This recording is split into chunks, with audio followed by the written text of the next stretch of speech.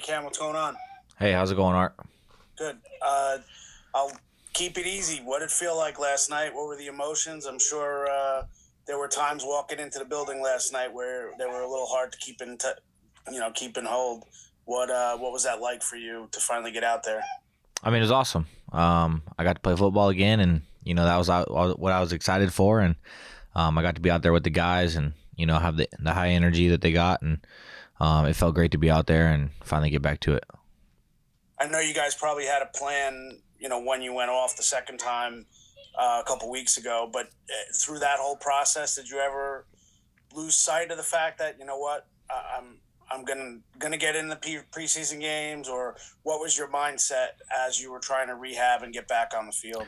Yeah, I mean, the mindset the whole way through was get healthy. That was the main thing. If it took me 6 weeks, and it took me 6 weeks, and every day is better. I'm getting better every day, so I was able to get some snaps in the game on yesterday, and I felt great. So I'm just gonna keep working on becoming more healthy and keeping my routine right. Thanks, man. Appreciate it. Of course. Evan Barnes. Hey, Cam, how you doing? Good. How are you? Good. Just for you, how tough was it to kind of have to, take your time managing this rehab? I think the last time we saw you before, Tuesday was like August 1st. How tough was it to kind of manage this rehab just when you were starting to get going a little bit in training camp? Yeah, I had few good days, and then, I had an issue with an injury, and I mean, football's football. It happens. The main thing is you have to keep a positive mindset and make sure that you're not letting it, dwell on your daily life. And, I continue to just come in here every day and try to get better, and make sure that thing is as healthy as possible. And, it got better every day, and I felt it. And, going into the game, I was confident. My trainers and everybody made sure that I was confident in it, and they did a great job of helping me get back. So every day I'm going to keep working at it, and, I'm going to continue to play football. And how did it feel on that first carry? I know that first carry, I think maybe you stumbled a little bit. Did the guys give you a little bit of ribbing for that afterwards or anything? Yeah, of course. Everyone, you fall on your own face. Everybody gives you a little crap for it, but the guys understand what we have as a team, and we continue to push every day, and they know that 9 times out of 10 I make that play, really 10 times out of 10. But I first carry in the league, and just getting my feet underneath me, and that one I got caught up. So it was a great experience, and I can't wait for more. Thanks, Cam. Thank you. Ryan Dunleavy.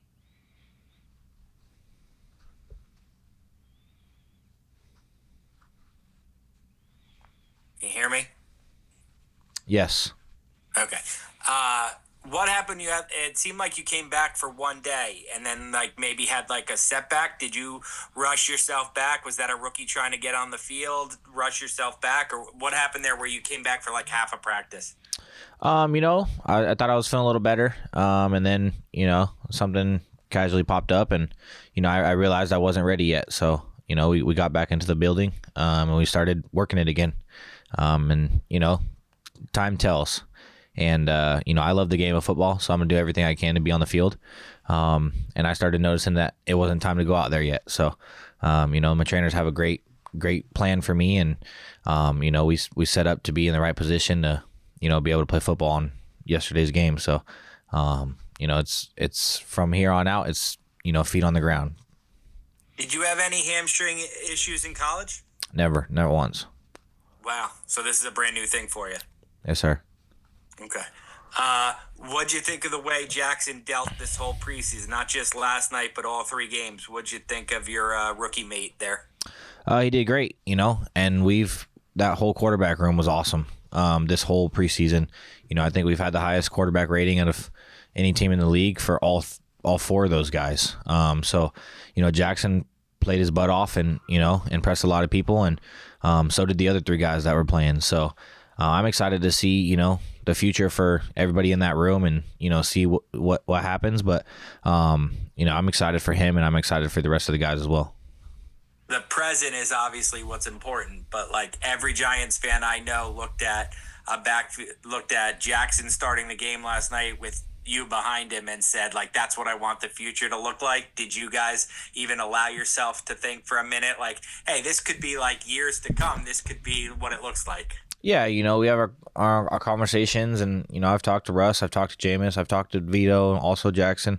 It doesn't matter who's back there, because there are going to be times where Jackson's back there with Tracy, and I'm back there with Russ, and Jameis is back there with Motor.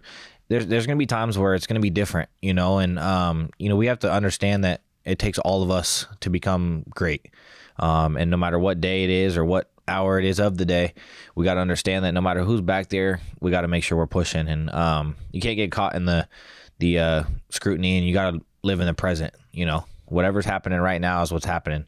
Obviously there's talks, as friends, but we try to focus on the present at the moment. And then last one for you. There was one other guy in the backfield on that first play, defensive tackle who's blocking for you. What is that like, Cam, when you see Elijah back there, to have that fullback, to have a defensive tackle mindset in front of you as a fullback? What have you seen out of him in that role? Yeah, I mean, he's been great. You get 285-pound or 290-pound guy going full speed at a linebacker. I mean, we know who's going to win that most of the time. But just getting Chat riled up before the game started, we knew what the first play was going to be, and we knew Chat was going to hit somebody, and I was going to get the ball. So, I told him, like, let's go, let's take somebody's head off, and we understood that the goal was to get yards and go for vertical and be physical, and we did that. And I failed to accomplish the mission of staying on my own feet, but next time that happens, it'll be a different story. All right, thanks, Cam. Thank you. We'll take two more. Evan Barnes.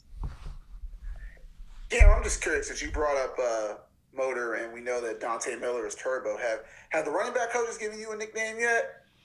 I'm Scat. I've always been Scat since the day I got into college, and that's just something that they call me. People around the building, I'm Cam to a lot of people. My coaches and everybody call me Scat. So Scat's been the thing, since I got here. So I had said to make sure, because I know some people call Scat, but I wasn't sure that was actually the nickname they gave you in there. So just curious.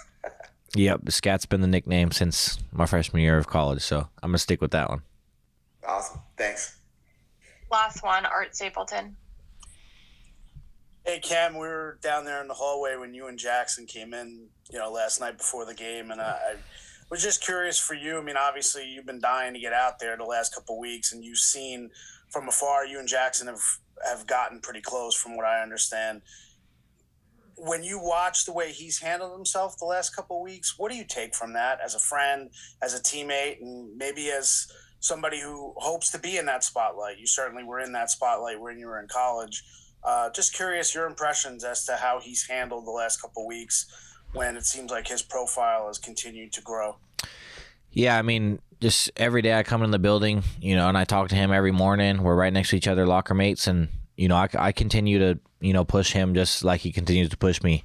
And he'll make a play in practice, and I'll tell him good job, but then I'll tell him bad job for the one he messed up on. So we keep it real with each other, and just seeing the professionalness he has. I call him at maybe 7:30, 8 o'clock at night sometimes, and I'm expecting to pick up on the phone, like, hey, what up, Scat? What are you doing? And I get a hang up, and I get a text back saying, hey, I'm in the office right now, I'm studying, and just certain things like that, man. And you start to see him really care, and you understand how much he cares about the game. And then he answers the phone, and he's with Jameis eating dinner, and they're talking about football, and just the amount of love he has for the game, and that he cares for it. You see it in his eyes when he's on the field. You see when he got out of the game, he was a little upset. He doesn't like being out of the game. He likes to play. So he just loves the game, and he loves his teammates. He loves football, and he wants to be successful as much as anybody else on the field. So he's going to continue to be that way and be who he wants to be. But just how professional he is, he's handling it well.